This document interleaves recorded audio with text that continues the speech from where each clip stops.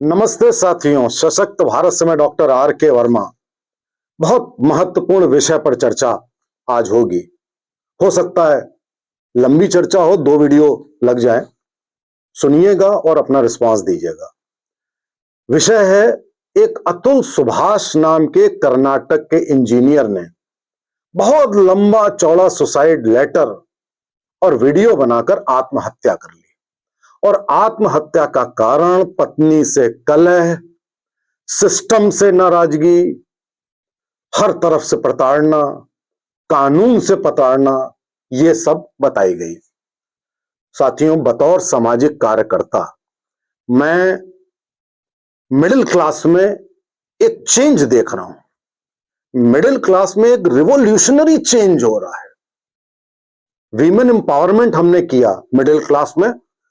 Almost 100% women empowerment हो चुका है। और उस वीमेन एम्पावरमेंट का नतीजा ये हमने देखा कि गृह कलह बढ़ गई, परिवार टूटने लगे।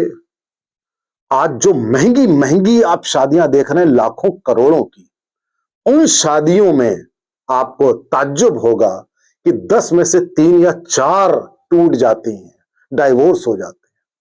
और बाकी की जो बचे, उनमें भी आधों में कलह बनी रहती है सालों साल। क्या कारण है? मैं आपको उसके पहले, कारणों के पहले मैं आपको बता दूं कि एक बहुत बड़ा कारण है पारिवारिक कलह या इस तरह की आत्महत्याओं के पीछे। मैं आपको यह बता दूं कि अतुल सुभाष की जो आत्महत्या है वो अकेली नहीं है। ऐसे लाखों लोग बैठे हैं जो आत्महत्या करने की कगार पर हैं, हजारों कर चुके हैं। क्या कारण है? कानून आप जानते हैं क्या है? बहुत पहले दहेज प्रथा के विरुद्ध एक कानून आया और उस कानून का उद्देश्य था कि दहेज प्रथा खत्म हो जाए।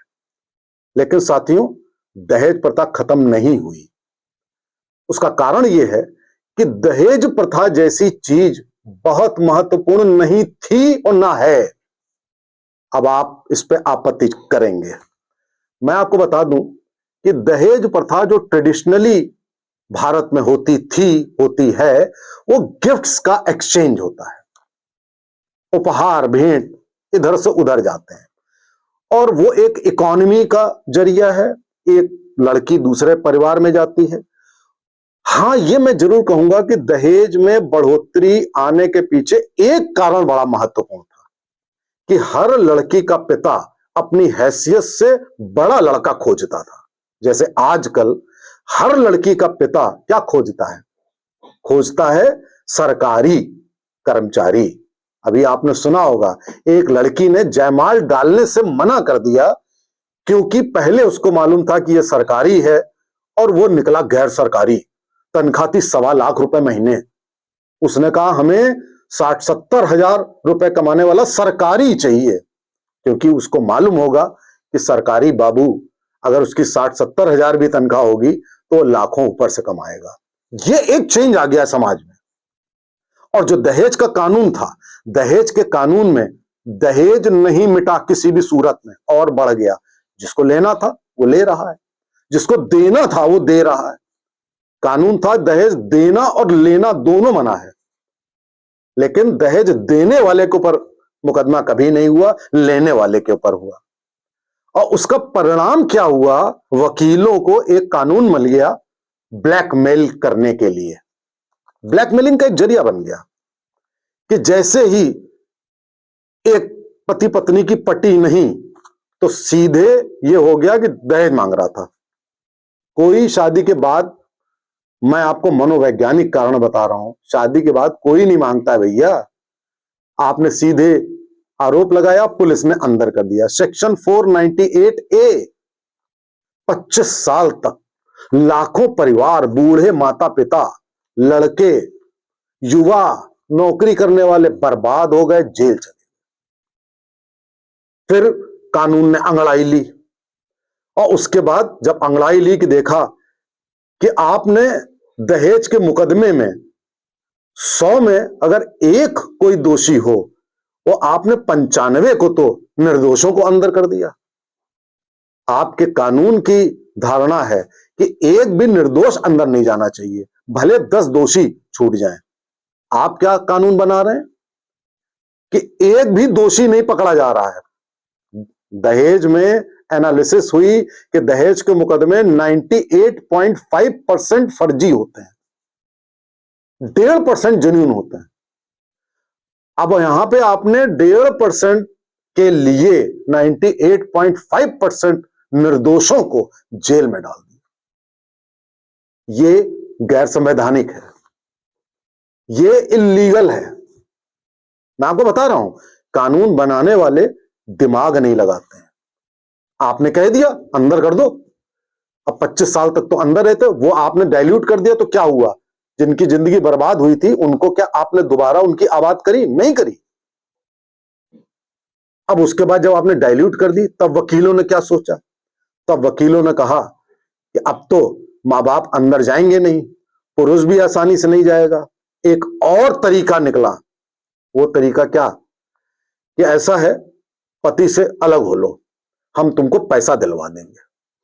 जैसे कि इस व्यक्ति से 3 करोड़ रुपए मांगे गए थे, और 3 करोड़ ही नहीं, जो फैमिली कोर्ट होते हैं, आरोप है कि उसकी लेडी जज ने 5 लाख रुपए सेटलमेंट के मांगे थे।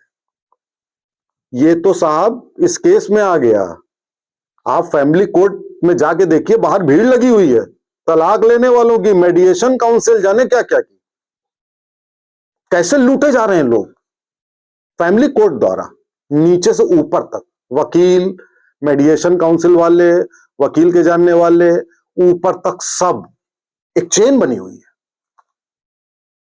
तो अगर आप कानून ऐसे बनाएंगे जिसमें सेक्शन 125 सीआरपीसी कि आप जो गुजारा भत्ता औरत को देने की बात है, ज्यादातर मामलों में आज की तारीख में पत्नी पति से ज्यादा कमा रही है, और वहां पर निर्णय दिया जाता है कि पति की सारी कमाई पत्नी को दी जाएगी।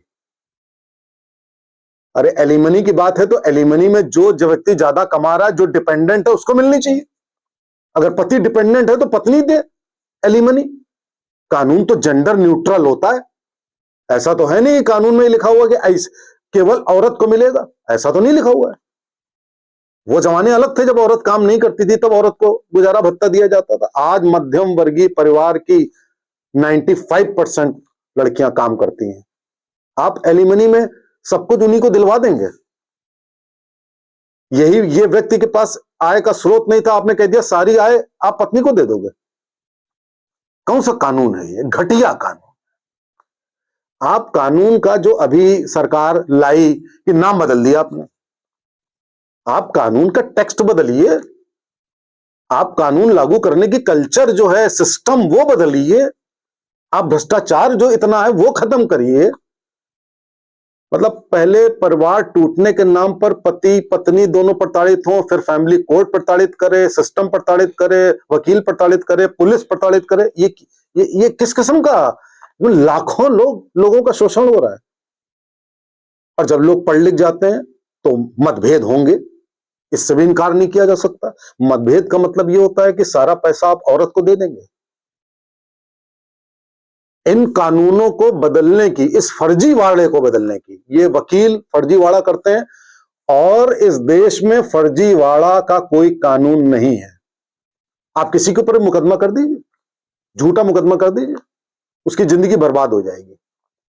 आपने कहीं भी नहीं ये कहा कि कोई अगर फर्जी मुकदमा करेगा, फर्जीवाड़ा करेगा, फर्जी शिकायत करेगा तो उसको सजा होगी 14 साल की। आपके कानून में नहीं है। वकील भी जानता है, तो इसलिए वकील कहता है कि ये डाल दो, पति को नपुंसक बतम बना दो, इसको ये कर दो, इसके एक्स्ट्रा मैरिटल अफेयर बना दो, इसने मारा पीटा डोमेस्टिक वायलेंस कर दो, इसने ये किया ये कर दो। सारे फर्जी मुकदमे कर दिए जाते हैं।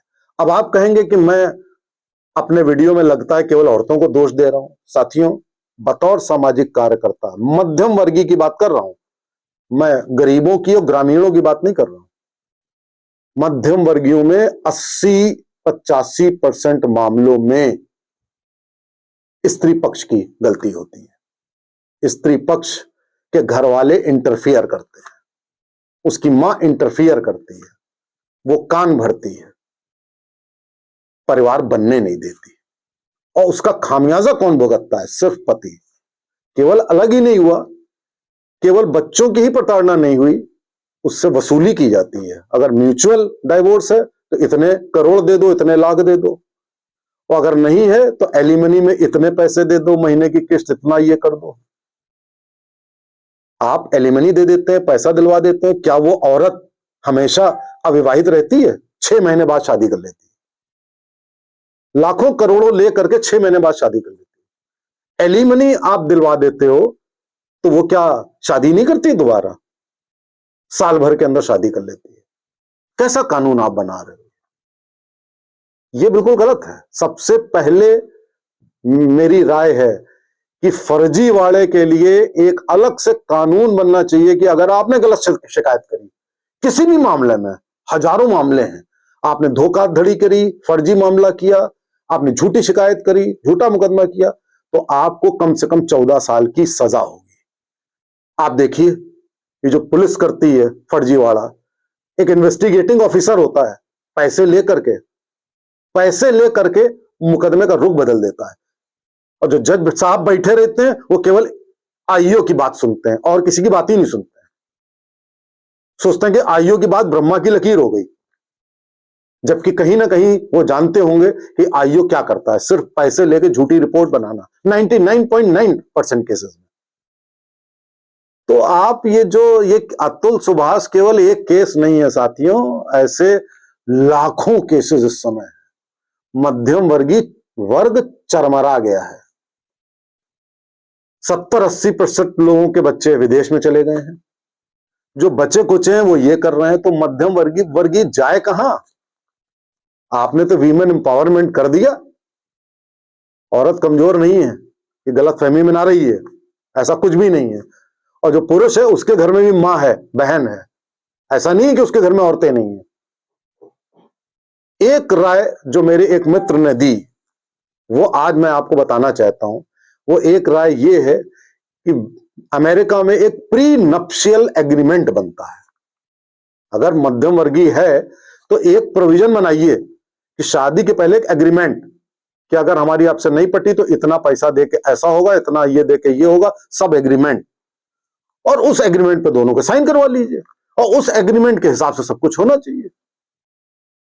तो ये आप कर दीजिए, या फर्जीवाड़े की सजा 14 साल कर दीजिए। आप कुछ कर ही नहीं रहे, आप युवाओं का भविष्य बिगाड़ रहे हैं। बाकी मैं अगले वीडियो में आपको बताता हूं। नमस्ते।